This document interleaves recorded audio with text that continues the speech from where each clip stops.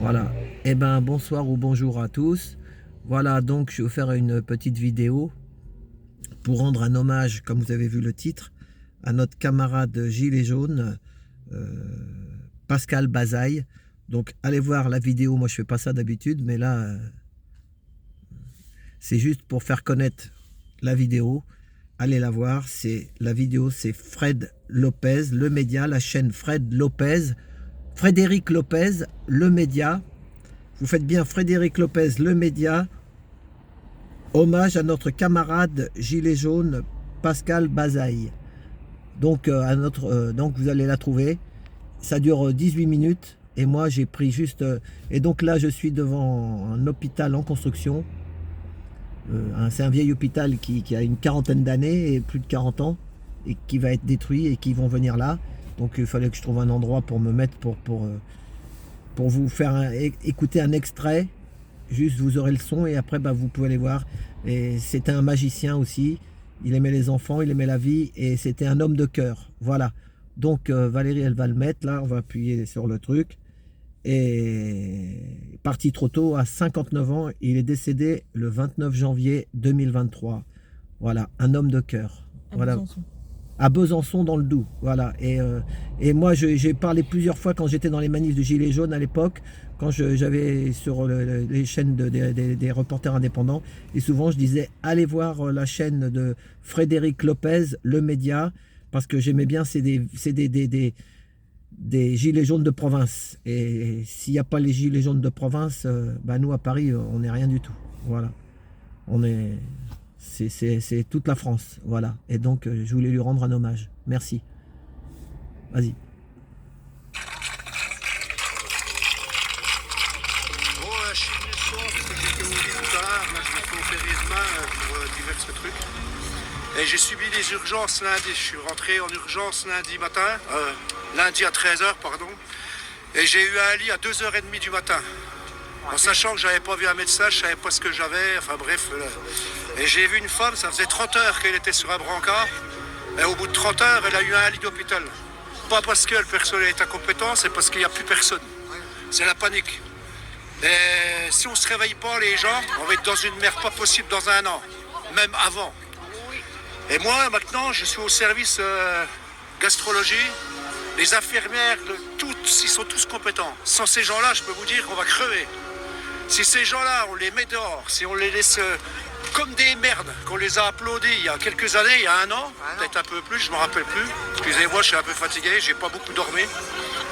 Parce que c'est difficile à dormir déjà là. Mais je peux vous dire c'est des soignants, ils sont super. Franchement, sans eux, on est de la merde. Et les gens, il faut absolument que vous preniez conscience qu'on est vraiment de la merde. Ces gens-là, c'est pas possible, on ne peut pas s'en passer. C'est des gens qui se donnent corps et âme. Il y a des gens, ils se sont fait vacciner, ils n'avaient pas le choix.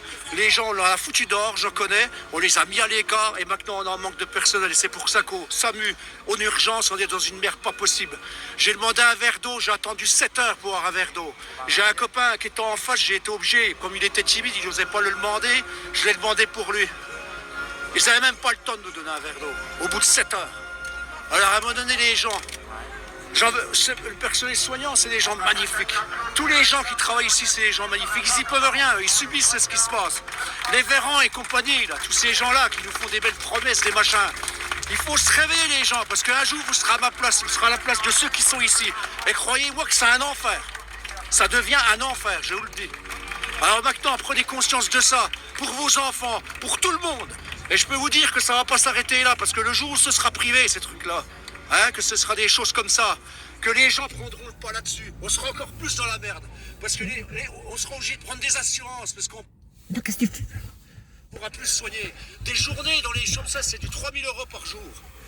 Demain, qu'on peut plus payer, on va faire quoi? On va crever, je vais autant vous dire, on va crever. Et je suis très en colère de ce que j'ai vu. Quand j'ai vu une femme qui dépassait du lit parce qu'elle avait du mal à rentrer dedans, elle était un peu obèse, elle est restée 30 heures. Sur un lit, et j'ai mon ami qui est au-dessus, là, je dis mon ami, un collègue que j'ai connu il y a 3 jours, il a 72 ans, il est resté assis sur des chaises en ferraille, parce qu'il n'y avait plus de brancard. 72 ans. Et là, on s'affole pas. Demain, ça peut être vous, messieurs, dames, ça peut être vous. vos enfants et vous. Et le pire dans l'histoire, c'est le jour où vos enfants vont au SAMU, aux urgences. Vous pouvez même pas les accompagner. Les gens qui sont dedans, ils sont seuls livrés à eux-mêmes de savoir ce qui va se passer pour eux. Ils n'ont pas de contact, ils n'ont rien. On ne va même pas leur demander si ça va. On n'a pas le temps. Les gens, ils courent de partout. J'ai entendu un infirmier qui disait on en rentre 2, on en sort 2, on en rentre 5. Il y en a dans les couloirs, dans les box, il y en a partout. C'est un bordel sans nom. Alors, messieurs, dames, si vous voulez ça en France, si vous voulez ça, ne sortez pas dehors, restez chez vous dans votre confort.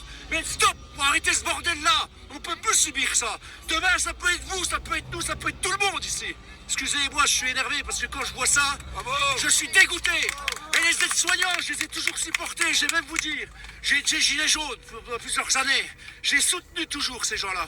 Ils me l'ont rendu, Marty. Ils m'ont reconnu. Et ils m'ont rendu service sur certaines choses. Ils me l'ont rendu. Et sur Facebook, je leur ai donné un remerciement. Parce que c'est normal que je sois là.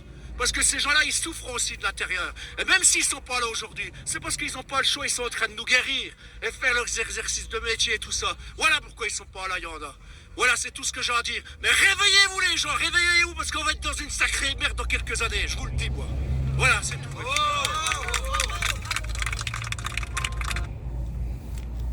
Voilà. Eh ben, je redonne le nom. Allez voir la chaîne, la vidéo en entière. C'est hommage à notre camarade Pascal Bazeille, la chaîne Frédéric Lopez, le média. Voilà. Et un homme de cœur. Voilà. Et donc, RIP, c'est...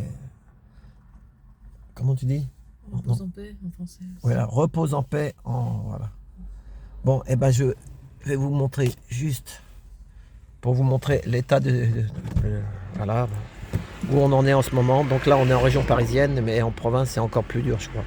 À Paris, on a encore des grands hôpitaux.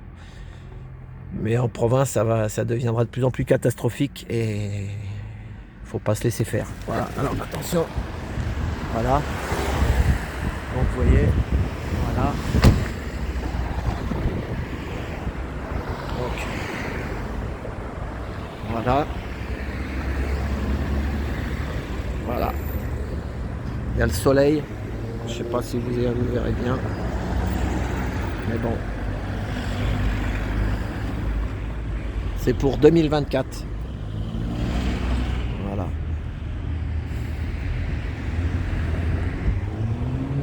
« 2024. Je ne sais pas si en 2024 ça sera prêt. Mais peut-être comme ça. Voilà. Voilà.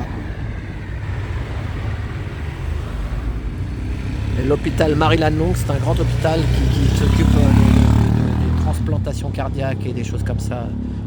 Moi, quand j'avais 18 ans, donc c'était en 78, j'habitais juste en face et beaucoup d'hélicoptères arrivaient de toute la France pour se faire soigner à Marie-Lannelongue. Beaucoup d'hélicoptères. Voilà. Transplantation cardiaque, je crois. Voilà. Eh ben merci Pascal, et puis repose en paix. Et j'espère qu'il y aura beaucoup de gens comme lui. Il y en a chez les Gilets jaunes en tout cas.